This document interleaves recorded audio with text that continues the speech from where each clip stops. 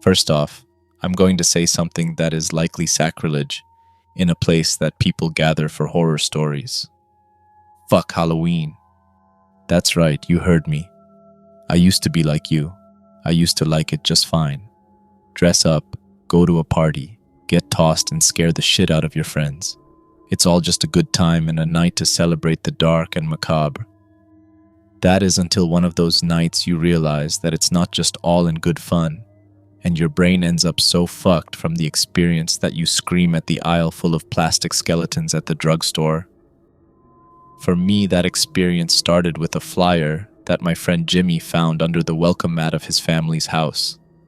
I can still remember him running up to me with that shit-eating grin on his face, like he'd just found the golden ticket. "Kev, check this shit out." He was waving the orange piece of paper as he ran up the steps of my porch. He slapped it into my hands before I could even ask what in the hell he was so excited about. "This looks like it's going to be awesome." I looked at the orange-papered flyer and immediately eye-rolled. I was a cynical kid. I had lost my father to suicide at a young age, and it left me bitter before my time. I scanned the words on the flyer, already hoping I could convince Jimmy this was a stupid idea. I can still remember exactly what was written on it. "Come and see. The scariest haunted house in the world. Thrill as your heart races. Chill. Feel it straight down to your bones. No two experiences will be the same. Guaranteed. All ages admitted. Admission free for all brave enough to attend. 6 p.m. to 12 a.m. Only open on All Hallows Eve. Located at Patterson Farm off Briar Creek Road." These words, of course, all framed the silhouette of a spooky cartoon haunted house. Typical moon in the background. Typical bats flying around. And a typical black cat standing out front. I looked at Jimmy and the big dumb grin on his face and wondered how I could be friends with someone so easily entertained. "You're slow, right?" I asked, handing him back the flyer and walking away to sit on my porch swing. "Fuck you, Kevin, I think it sounds sweet." He turned the flyer over in his hands and studied it for likely the 100th time that day. I mean, it says, "No two experiences will be the same," and it calls itself the scariest haunted house in the world. Every haunted house calls itself the scariest haunted house in the world. Numb nuts. I put my feet up on the porch railing and leaned back, still surprised I could be friends with someone so dumb. It's a marketing thing, it's all bullshit. I mean, honestly, do you really think an all-ages admitted spook house in the middle of farm country is going to knock your socks off? You never know, it says no two experiences will be the same. Maybe they tailor it to who's walking through. The excitement in his voice was wavering as he attempted to battle against my cynicism. "Give me a break," I scoffed. "It's free to boot. It's probably going to be a bunch of cheap plastic props some farmer dug out of his garage and a Sounds of the Spooky mixtape. Alyssa already said she is down to go." Finally, Jimmy had said something that piqued my interest. He'd pulled the trump card of Alyssa. She'd started at our high school a few months earlier and was easily one of the best-looking girls I'd ever seen. Jimmy and her actually became somewhat friendly after he helped her get caught up in English literature. He never made any kind of move on her because he knew very well I was crushing hard for her. I sat up with a stone face and looked him dead in the eyes. "Really?" "Her brother is having a party at 9, but she said we should head up super early, beat the crowd, then go to the party." Jimmy held the paper up next to his face and smiled. "Let's have some fun. What do you say, you dick?" Of course, my dumbass said yes, or I wouldn't be here telling you this story now. Alyssa had borrowed her parents' car, and we rode up to Briar Creek Road. We made the turn onto the property of Patterson Farm about 6:15. Jimmy and Alyssa were both excited as we drove up, and I was wondering exactly how they could be so naive. We were 16 at this point, and they were both acting like they were 7. You can imagine my smug satisfaction as we pulled up to what was easily the most empty and pathetic-looking haunted house I'd ever seen in my life. It basically looked as if someone had strung together a bunch of ready-to-build kit sheds into a 5x5 square and painted the whole mess black. There were cheap cobwebs and plastic bats hanging from the outside, and a homemade sign dangling from above the door that read, "Welcome to Patterson Farms, scariest haunted house in the world." The most telling part was the lack of customers. There was no patrons lined up outside to take the trip through. And it being Halloween night, and this being a town without a whole lot to do, it looked as if Jimmy and Alyssa were the only two to get suckered in. "Are you fucking serious with this?" I shouted out, laughing and pointing in the direction of the haunted house. "Look at this place." I clapped Jimmy on the shoulder. "I told you, dude, I fucking told you." "Maybe all the good stuff's inside," said Alyssa. "Some of the haunted houses back in Kentucky looked like shit till you got inside of them." Her voice was uncertain, but she smiled in Jimmy's direction. Could be. Jimmy was already trying to figure out a way to justify coming to that wreck. I had known him a long time, and I could see him trying to excuse his dumbass choice. Alyssa parked in the dirt lot next to the house, and before I could make my case as to why we should just bail, the passenger's door was thrown open by an older man dressed in a black suit and top hat.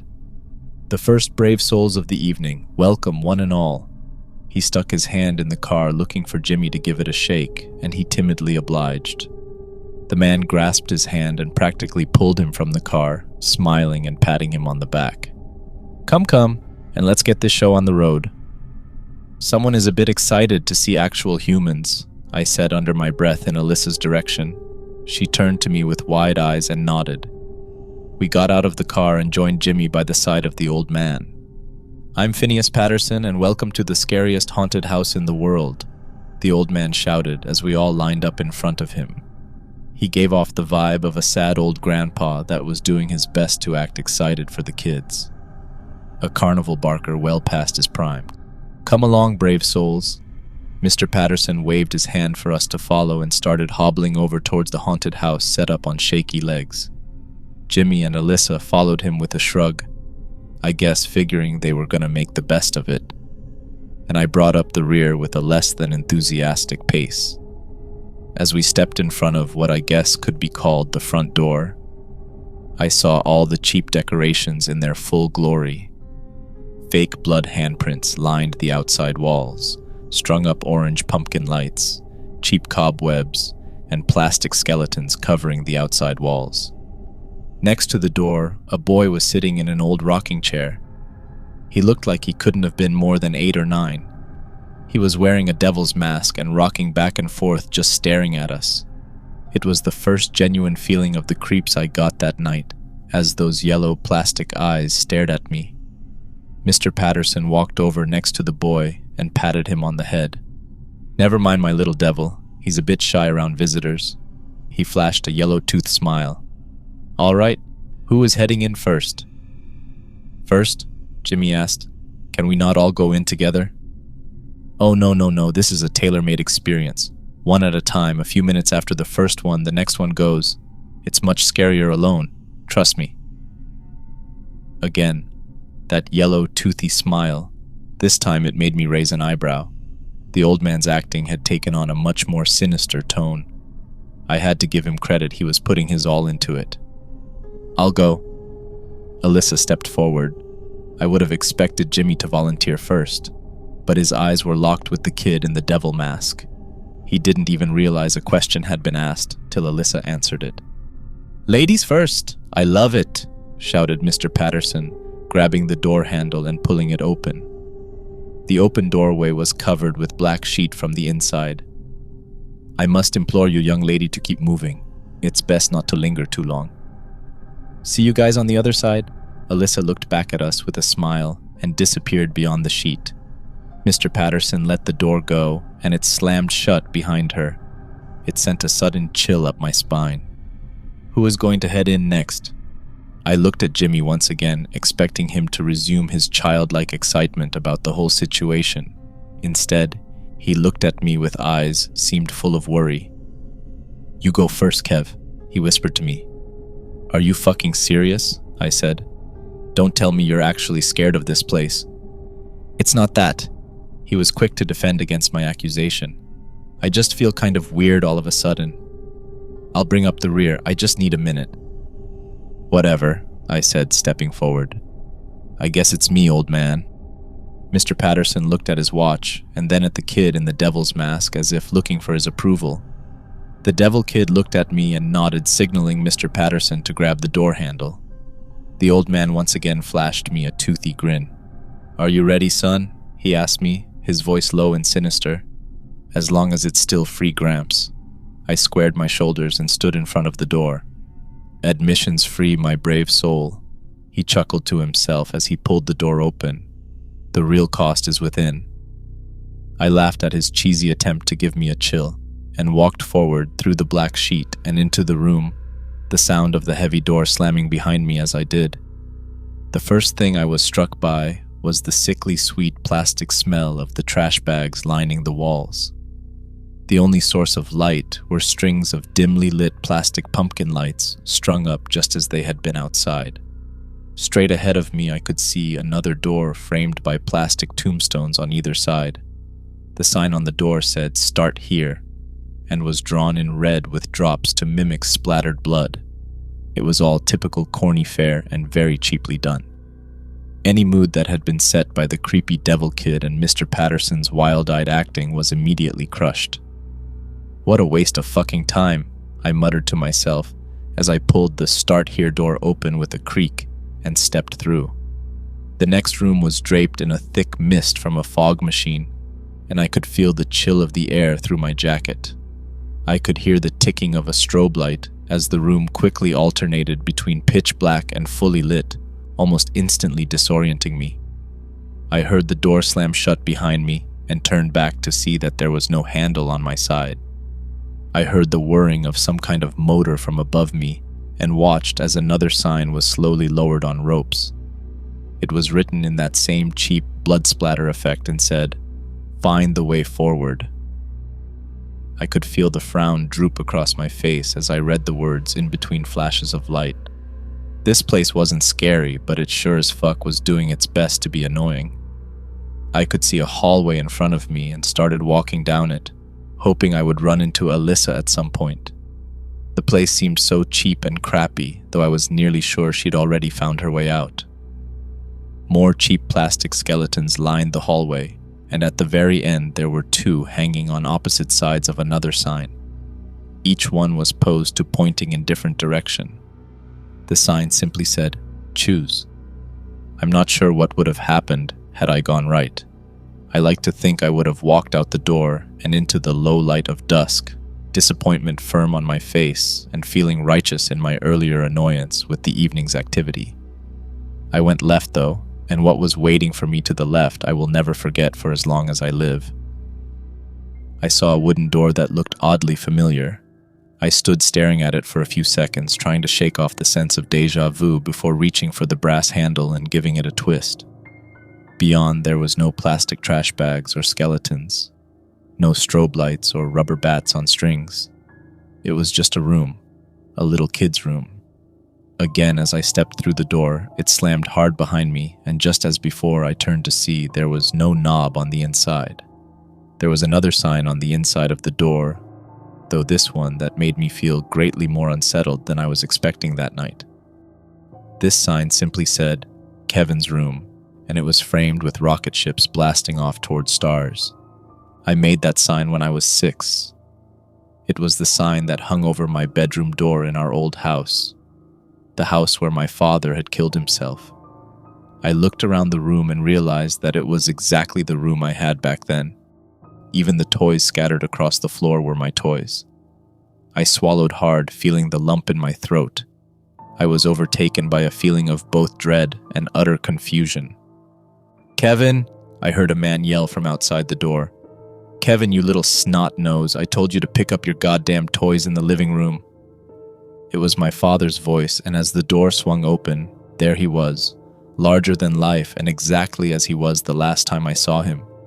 He swayed back and forth as he stepped forward into the room. The stink of booze wafted from him as he got closer and closer, continuing to grumble something about those damn toys. I backed up, just like I would have when I was little, and I was scared of what he might do. "Look at you," he growled at me, already removing his belt. "You grew up exactly like I thought you would. A skinny, weak, pathetic little shit. He folded the belt in his hands and cracked it hard against the bedpost. My back hit the wall, and I felt completely lost. It was impossible. He was dead, and he'd been dead for almost 10 years. "This isn't fucking real," I shouted at him. "You're gone, and I haven't had to deal with your bullshit in forever. You are a drunk and coward, and I'm glad you're dead. Do you hear me, Dad, you fucking bastard? I'm glad you're dead." As the last words left my mouth, I watched his face fill with sorrow. He dropped the belt on the floor and looked me in the eyes as he reached behind his back. Slowly, he pulled a chrome .38 pistol out from behind his back and put it to his temple. The frown on his face curled up into a smile, and suddenly he winked at me as if I was being let in on some kind of joke. The sound of the gunshot was deafening in the small room, and I watched the side of his head explode outward and splatter against the wall. His body crumpled down in front of me as I stood there screaming, and crying. I dropped to my knees in front of him and stared down, smoke drifting out of the hole in his temple and blood pooling around his face. The door on the other side of the room creaked open, and I looked up to see Alyssa standing there, a look of terror and confusion on her face. I stood up and rushed towards her, not knowing what else to do and just wanting to leave that goddamned room as fast as possible. I could hear her asking questions, but my ears were still ringing from the gunshot, and I doubt I was in any state to answer even if they weren't. I was only a couple steps away from her when I felt something grip my ankle and send me sprawling to the floor. I turned to look at what had caught my foot, and I saw my father's corpse holding on tightly. He raised his head up to look at me with blood-filled eyes. The flesh was starting to peel away off of his face, and he opened his mouth to expose a mass of maggots that had begun feeding on his tongue. I could hear Alyssa screaming and felt her hands grabbing for mine, trying to pull me away from the rotting yet now spastically lively corpse of my father. "Don't let the fucking door close!" I screamed to her as I kicked at the rotting body that refused to let go of me. My heel caught his jaw, and it came clean off of his face, the writhing mass of maggots landing on the powder blue carpet. "Jesus fuck, please God, get me out of here!" I shouted more as Alyssa pulled. "You're just like me," I heard my father somehow say in a gurgling, failing voice. "You're just like me, and you'll end up just like me." With my other foot, I kicked at the hand that was holding me and watched the fingers come apart like wet paper. I got free, and Alyssa pulled me to my feet, nearly yanking my shoulder from the socket. I could hear my father's guttural, drunken laughter echo in the room, even as his body fell apart, as it was devoured by the maggots it seemed to be hosting. "Nothing but food for the flies. Ha ha ha ha ha ha ha." Alyssa led me out through the door as I continued screaming like a maniac. I could still hear the laughter behind me as the door slammed shut. I don't know how long I lay on the floor of that hallway, bawling my eyes out and paralyzed in utter fear. I felt sick and scared, and Alyssa kept her arms around me, no longer bothering to ask any questions. It felt like hours that we sat just below the fog line with that strobe light bouncing off the plastic-wrapped walls. When I finally got myself collected and on my feet, Alyssa stayed close, her arms still wrapped around me. "We need to get the fuck out of here," I said, wiping the tears from my face and trying to act tough once again. "There is something seriously wrong here." She shushed me and ran her fingers through my hair in a way that should have been relaxing but somehow made me feel unsettled. She was acting too calm for what we had just seen. "Why are you so goddamn chill?" I said, pushing her away from me and looking at her. She looked stoned, a relaxed and easy smile on her face. "I'm just happy I finally get to have some alone time with you." She moved closer again, her hand caressing my cheek. "I've always liked you so much, Kevin, but Jimmy is always hanging around. It's nice it just being us." "Alyssa, why are you telling me this now?" She was grinding her body up against me, and I could smell her shampoo as she nuzzled her face into my neck. Her lips kissed softly as her hand suddenly slid down my body and over the crotch of my jeans. I let out a slight moan as she started to rub. "Don't you want me, Kevin?" "I know you do," she whispered in my ear, grazing her teeth over the lobe as she finished. I could hear something rapping against the wooden door that led back to the place where we had left the body of whatever was pretending to be my father. Alyssa stepped back from me again and started to take off her shirt, but I reached a hand out to stop her. Despite whatever raging teenage hormones I may have had, even I knew something was completely off. "We have to get the fuck out of here. What are you doing?" I said sternly, grabbing her by the wrist. She shook my hand away and backed off further down the hall. Tears suddenly started to fill her eyes. "Are you rejecting me?" she shouted. "How could you do this? Don't you like me? Don't you want me?" Her suddenly shrill scream filled the hallway as she began peeling off her clothes frantically. I watched as she stripped down to her underwear in stunned silence. The rapping on the door next to us became more and more intense with each layer she removed. "Alyssa, what the hell is wrong with you?" I was in a panic. I wanted to run but didn't want to just leave her there naked in that hallway. I tried to run over to her and she pushed me away screaming. She began to claw at her skin, leaving long bleeding scratch marks over her chest and stomach. "Don't you think I'm fucking beautiful, Kevin?" She was tearing chunks of her own flesh off now and discarding them on the ground with her clothes. "Isn't this what you want from me?" I watched in abject horror as she finally peeled away the skin from her torso, exposing the bleeding muscle beneath. Fat and sinew fell off of her shredded body as she removed more and more of her skin. The rapping against the door grew louder and louder, sounding more like someone slamming all their weight against the door as she screamed and cackled like a maniac.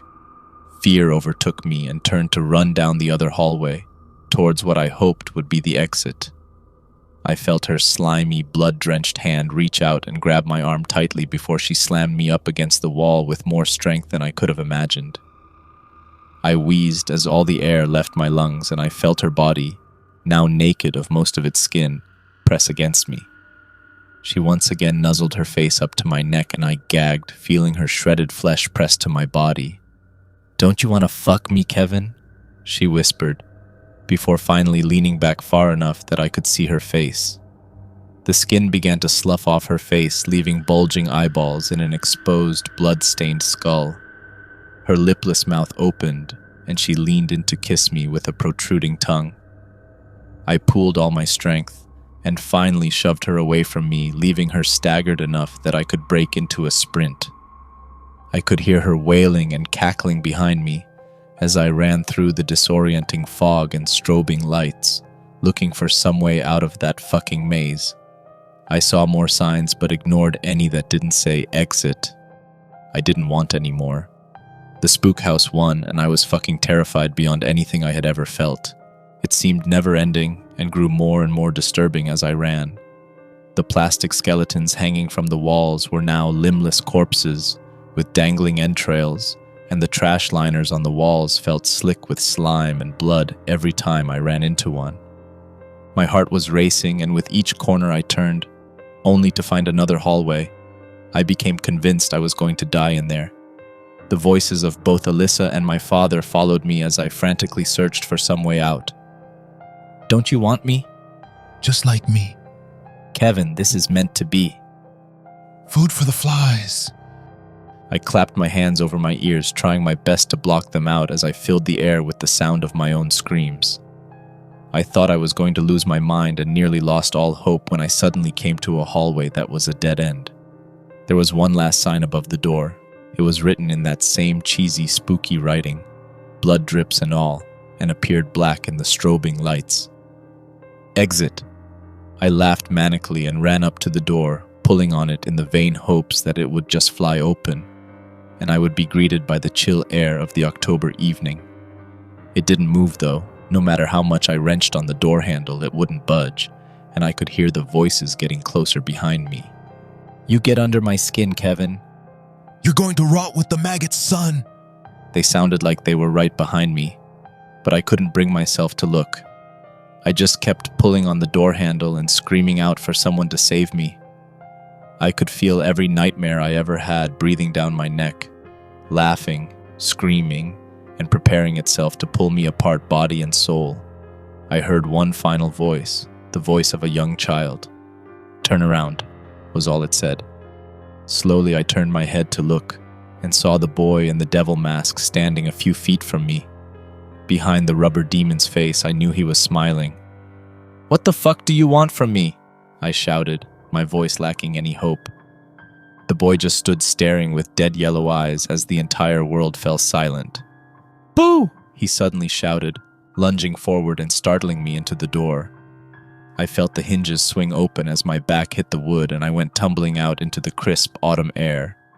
As I fell backward onto my ass into the dirt, I heard the door slam shut as the faint giggling of a child's laughter could be heard behind it. I sat there stunned, unable to process that I was free, even as I stared at the outside of the spook house. The fake plastic skeletons and pumpkin lights still strung up around the outside. "Kevin!" I heard Jimmy shout from what seemed like miles away. I only realized he was right next to me when he grabbed me under my shoulder to try and lift me to my feet. "Dude, are you okay?" I stared at him with a blank expression on my face, trying to find words to explain what had just happened to me. Behind him, I could see Alyssa, her head hanging down and her face solemn and broken, and I knew what I'd seen inside the haunted house hadn't been her at all. We need to go," I whispered. I could hear Mr. Patterson standing by the door laughing a sly little laugh. "We need to go now." Was it that bad? What happened in there? I was feeling sick and I never actually went in. It couldn't be that bad. Jimmy's voice was making my head hurt, and I wanted to leave. I just wanted to get as far away from that place as possible. "It was bullshit," I heard Alyssa say, her eyes locking to mine as I looked up at her. "It was just a bullshit haunted house that wasted all of our time. Kevin's right. We need to go now." She started walking towards the car, and I followed, fine with not saying another thing about what I saw inside, and having no desire to ask what she had seen either. Jimmy followed us. He kept asking questions, the confusion clear as day on his face, but I could do nothing but tune him out.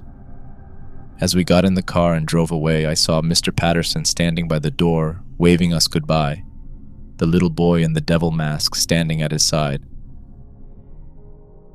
When we got back to school, Jimmy told people we had gone, but no one else had gotten a flyer, and no one knew that there was ever a haunted house up at the Patterson farm. People asked Alyssa and I both what had happened, but we never said a word. And when people got bored of asking, I thanked God. One of the last times someone tried to ask me about it in class, I ended up shouting at them to stop asking me about Patterson Farm. A teacher overheard the exchange and asked what it was all about. I tried to tell her it was nothing, just something that happened up at a spook house at Patterson Farm on Halloween. I can still remember the confused look on her face as she told me that there was no haunted house at Patterson Farm. In fact, she said the place had been abandoned for over a year, ever since Phineas Patterson had died.